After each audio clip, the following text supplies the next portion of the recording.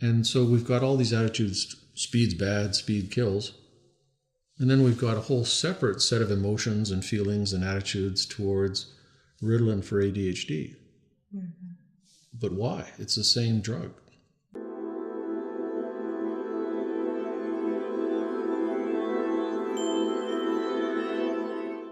So, Dr. Ross, we all know that speed is a dangerous street drug. But is it true that there are prescription medications that are also amphetamines?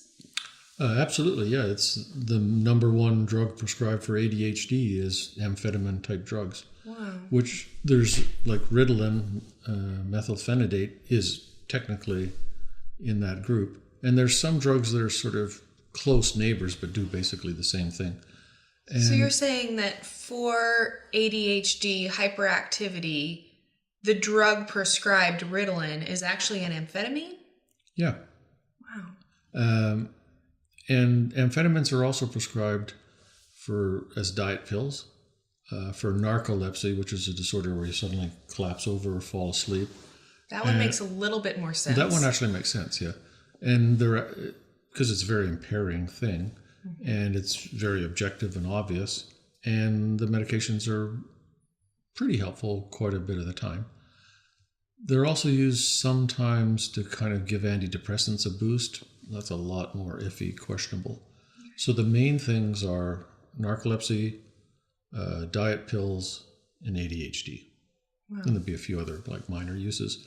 So actually, one of the amphetamine-like drugs, Vyvanse, has just been approved by the FDA for binge eating disorder, which is binge eating disorder is basically the same as bulimia, except you only do the binge part. So people with bulimia binge, and then they either throw up or take laxatives or exercise furiously to burn the calories off. But if you only do the binging half of it, that's called binge eating disorder. Mm-hmm. And so, surprise, surprise, if you take a diet pill that suppresses your appetite, you'll binge less for a while. Also, of course, what do we know is going to happen when you stop the medication? Exactly the same as with diet pills. You're just back to square one, you regain the weight, on you go. Right. So obviously, Vyvanse, the amphetamine, is not going to cure binge eating disorder. It may suppress it while you're using it, but we already know that diet pills have lots of side effects and are not very healthy things. And some of the diet pills that contained amphetamines were taken off the market because they were causing so many heart complications. Right. This is all known, established facts.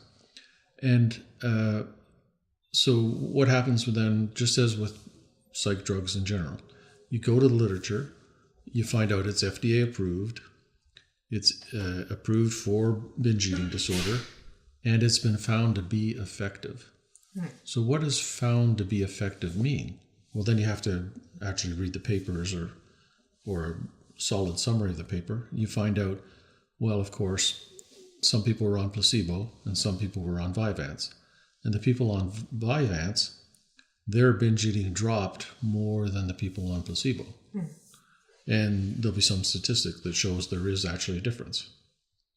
But then you go a little deeper into the paper and you find out, okay, exactly what was the difference between Vyvanse and placebo. And it's in decimal places, but rounding it off, the average number of binges per day was, I forget if it was 5 per day or per week. Probably per week. But anyway, so the average is 5 binges. People on Vyvanse drop down to an average of 1. People on placebo drop down to an average of 2. So 1 binge per week difference. How big a deal is that? Right. How beneficial is that? How much more effective is it really? So you could get almost as much benefit, like 3/4 of the benefit from just taking placebo. And how much better shape are you in life if you're binging once a week instead of twice? Okay, well, that's a difference of 1, but really, how important is that? And then what are the side effects? Right. Well, we know what the side effects of amphetamines are. If some people can take them with no side effects, but the common side effects are trouble sleeping, restlessness, agitation. It's called speed because you're sped up, and weight loss and appetite suppression, which is why they're prescribed as diet pills. So if you're taking the drug for ADHD, a side effect is appetite suppression. But if you're taking it as a diet pill, that's the effect. That's why it's prescribed. So do you really want to take the risk of the fairly common, more minor side effects? A little bit trouble sleeping, a little bit restless, a little appetite suppression, a little loss, for a tiny difference between drug and placebo? Maybe.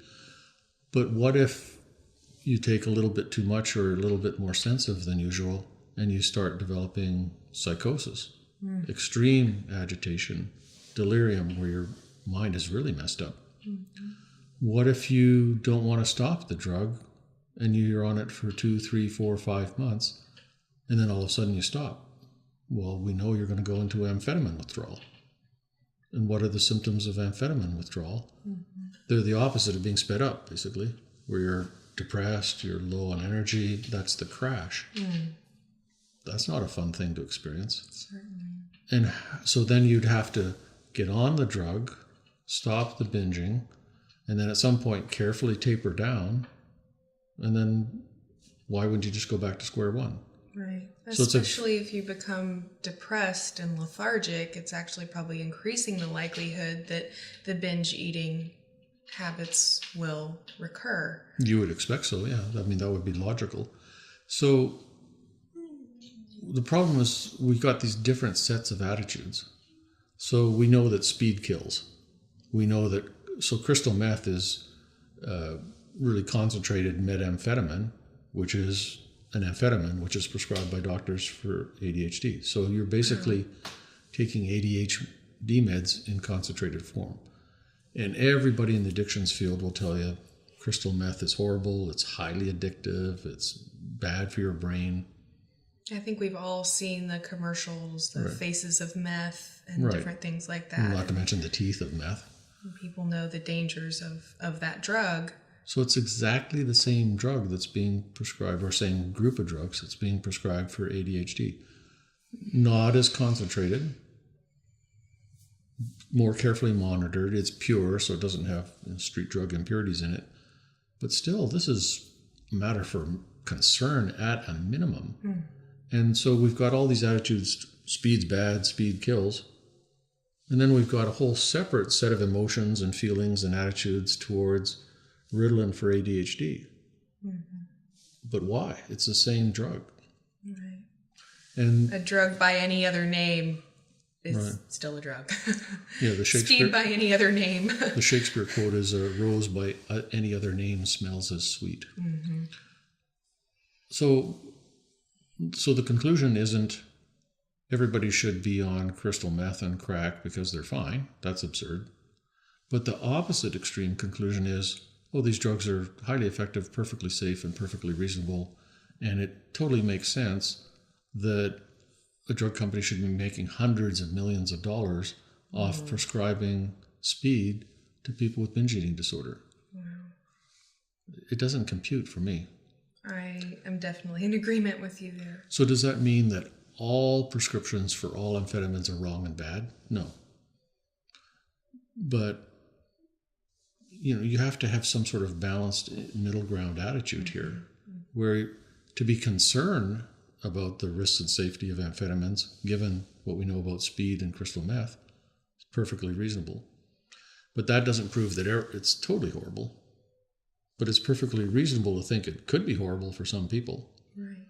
And so then, again, it's just a call for a more kind of balanced attitude, not buying what the drug companies and the medical profession say necessarily, not buying what the extreme anti-people say necessarily, and try and kind of weigh it out. But I would say personally, as a physician, I'm in favor of amphetamines for narcolepsy, and I just don't think that amphetamines for binge eating disorder make any sense. Right. And certainly, when people are giving Ritalin and stuff to their kids, I think a lot of parents maybe don't even realize that this is actually an amphetamine drug. And I think that if a lot of parents did know that, they would not be giving it to their children, who certainly we would understand that this is probably dangerous for somebody, especially, and they're still developing, they're still growing, to be taking a drug like that. Right. And the side effects of amphetamines, besides low height, low weight, include sudden cardiac arrest. I mean, that's a known side effect. So you want your kid to be a little more calm and settled at school for the risk of his heart stops? And this is not like 1 out of 1 billion people. This is a known, medically validated risk that does happen to some people. So then the point is not to go, oh my God, sudden cardiac arrest, nobody can be on amphetamines. But the opposite kind of blasé approach of, oh, well, a few kids die and we don't talk about that, that doesn't make sense either. Right. So what are some of the other amphetamine drugs that people may be familiar with or that you think are common? So if your child is being recommended or prescribed a drug for ADHD, whether it's Ritalin or one of the other commonly prescribed drugs, almost all of them either are amphetamines or more or less work the same as amphetamines. Okay. So the odds are pretty good that your doctor's recommending some kind of amphetamine-like drug, and you should ask about that. Mm-hmm. Exactly what type of drug is this? Why does it make sense for somebody to take this drug when it's prescribed when we think it's dangerous to take on the street?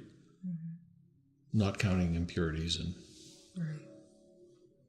So these are reasonable questions to ask your doctor. Mm-hmm.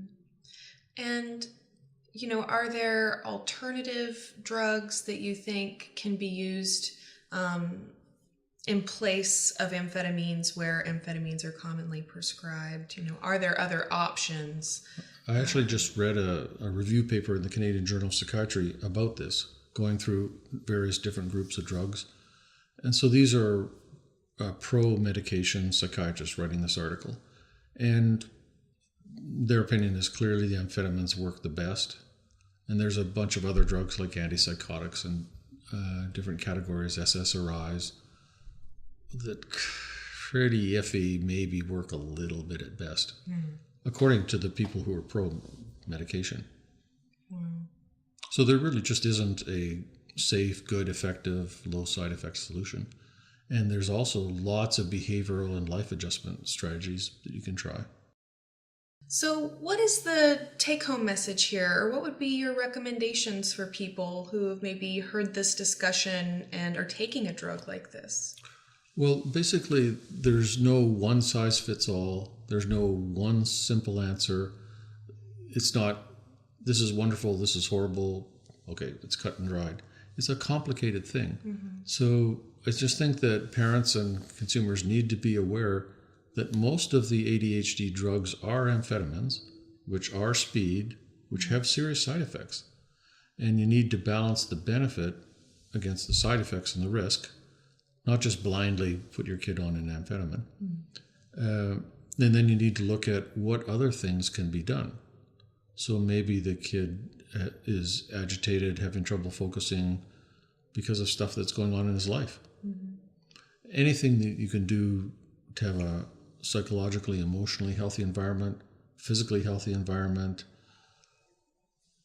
Mainstream medicine poo-poos like sugar and food additives and so on contributing to ADHD. But I would say the healthier your kid's diet, the better for your kid anyway. Mm-hmm. And if some of that can take the edge off the ADHD, good. Right. Maybe some adjustments can be made in the classroom. Maybe it's just some kids are a little more hyper and some are a little less hyper, and we need to do something besides medicate the hyper ones. Maybe we need to accommodate or adjust the environment. More exercise, more time outside always does it for, when I'm around my family and all the kids in the family, they are just going bonkers. And then once they get outside and get some energy out, they're like totally different kids. So these are not, so the ridiculous extreme then would be say, oh, we don't need to have any medications for ADHD. We just need to make the kids exercise. That'll solve everything. This is not true. These are just all things that are part of the mix that are factors that you should consider and weigh. And mm-hmm.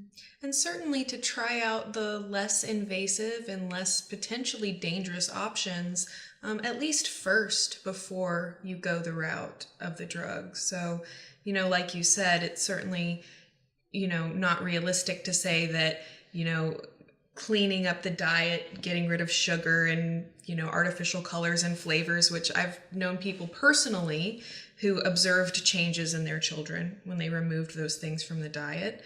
But certainly it would be a lot, certainly cheaper and safer to try those things out first rather than immediately going with the drug as the, first option, trying out those other safer options first to see what kind of effect they might have. And then kind of having the prescription drugs as maybe a not last resort, so to speak, but not the first thing that you do just immediately without trying any other options. Right. I agree totally with what you just said. Excellent. Well, any other thoughts you would like to share or resources that you think would be valuable for people? I think that about sums up. I'm not a child psychiatrist, so it's not really my area of expertise, but I'm interested in it and I follow it. Right. And we do have some other videos on the channel about ADHD and related topics as well that people can reference. So thank you so much for joining me today. Yeah, thanks. And thank you so much for watching. I do look forward to hearing your feedback, questions, and response to the discussion here today. We do have several videos on the channel about ADHD, so if that is a topic that you're interested in, we've listed some of those videos in the description for you. I'm Psyche Truth correspondent Karina Rachel, and I want to thank you so much for joining me, and I look forward to seeing you again next time.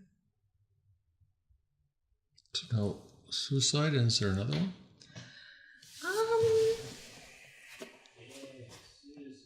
Oh, the inheritance thing, we sort of... Oh yeah, are mental disorders inherited? Yeah. What does it mean when we're told that mental disorders it's genetic. are genetic? Right.